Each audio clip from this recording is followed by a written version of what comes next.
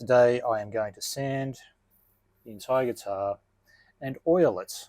I was going to dye it like Paul Reed Smith might, except with this laminate top that has some imperfections, I don't want to saturate the top.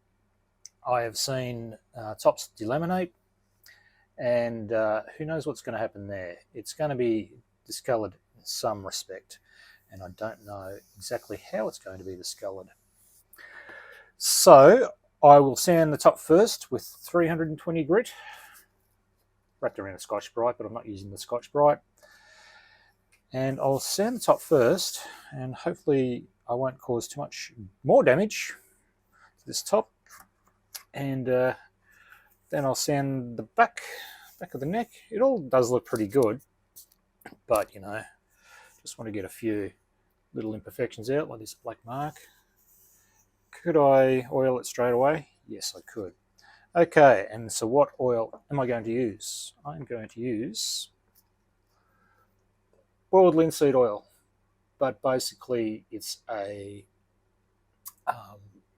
you know, what people use for decking and things, but it does say a pale boiled linseed oil, timber sealer and protector with added drying agents.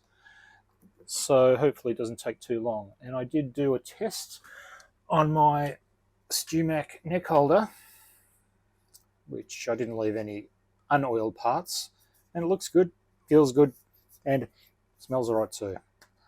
And is that protected? Well, it's not unprotected.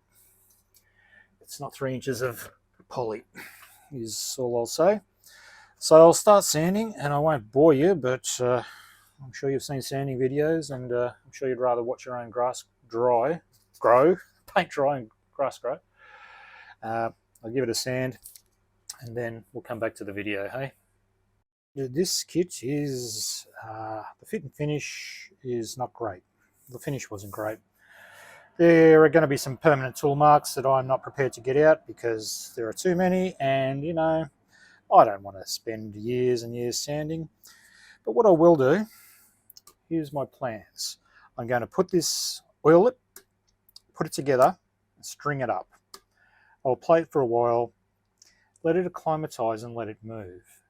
And then I will take it apart, do a fret job on it, replace the nut, and go from there. And I might, in the initial assembly, put some better tuners on it and some better pickups. I have a set of Epiphone pickups for my other guitar that I could put in it. But as for now, I will just naphtha the fretboard because it's got my dirty, oily finger marks on it, and I won't. Should I naphtha the body? I should. If I was being less lazy, I would.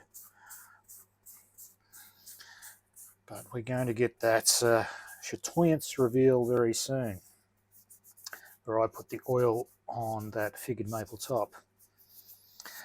Now, I don't need to do this too much because I am going to take the frets off and sand down the fretboard a little.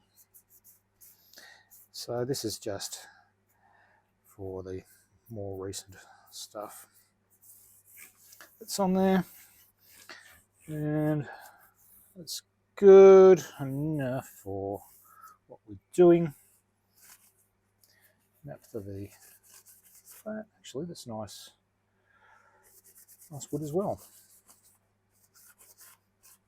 And just because I really should, let's naphtha the body. And I don't need to dust it too much. Why? Because I am going to have the dust go into the finish a little. Yeah. So here we go. This is what it's going to look like again. Maybe a bit darker with the actual oil. You saw that it was a bit darker than this clear spirit. That's the grease of it. Oh yeah, another reason why I'm not too keen about this kit, if you can see the glue marks there, they're not coming out.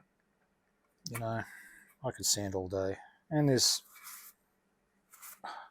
tooling marks, sanding marks there that beyond my pay grade. My pay grade being not much for this kit. You know, I bought it inexpensively. I want to throw it together with some care, but you know, it's not going to be an expensive guitar ever.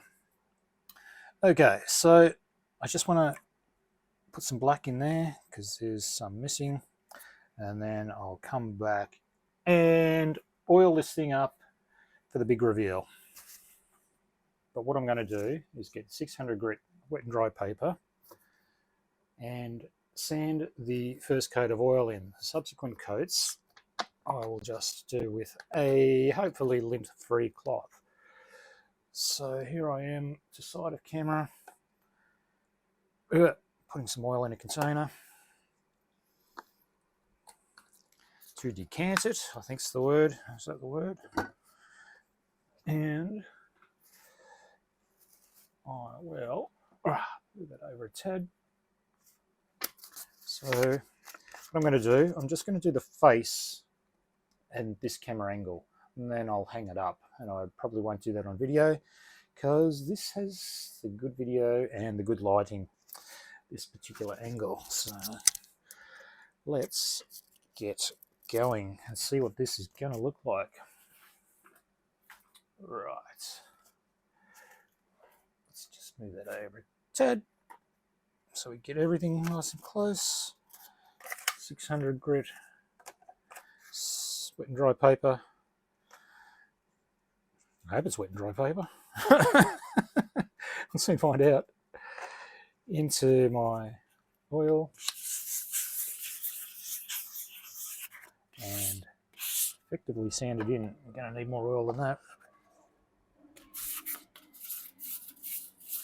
Oh my lord. How good does that look? Looking alright. Whoa.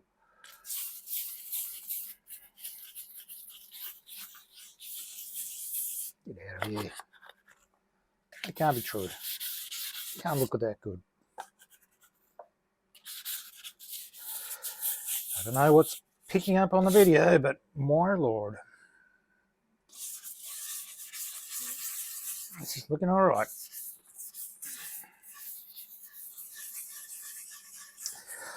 So the theory behind doing this with sandpaper is that it does sand some of the wood off and it kills some of the grain. Now, I'm not fussed about grains at all, ever, on guitars that I play, or that I buy.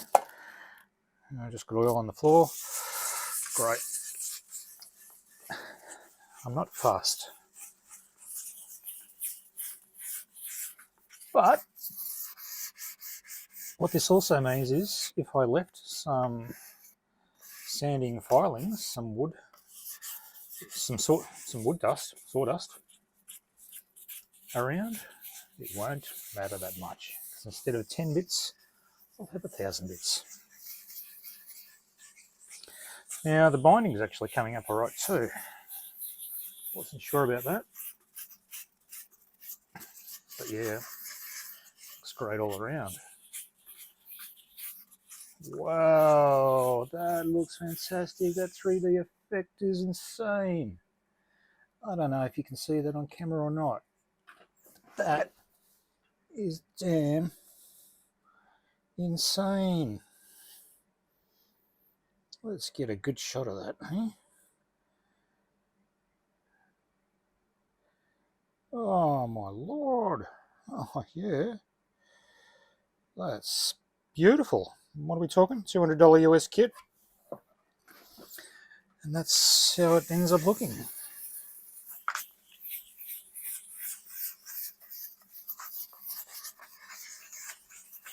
That's just insane. Beautiful. And I think I just went from wanting to sell this to this will be a forever guitar, because look at that. Oh my lord.